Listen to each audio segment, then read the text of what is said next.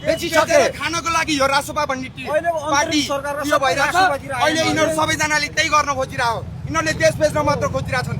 चुनाव चुनाव चुनाव चुनाव अरूलाई भन्दा तिनीहरूलाई चुनाव धेरै छ। ए साला भुसियाहरू, साला गोटी खाँदै गाँजा खाँदै भुक्दैछ साला भुसियाहरू। झन् त्यो दिन तेरो बाउले ठोक्दिएन तँलाई पनि। साला हुन त आन्दोलनमै गएको होइनस् त, जेन्जी नै होइनस्।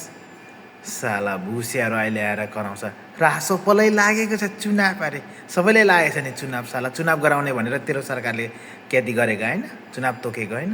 अनि चुनाव गराउँदैनस् भने तेरो बाउलाई दे न त संसद पुनर्स्थापना गराउनलाई।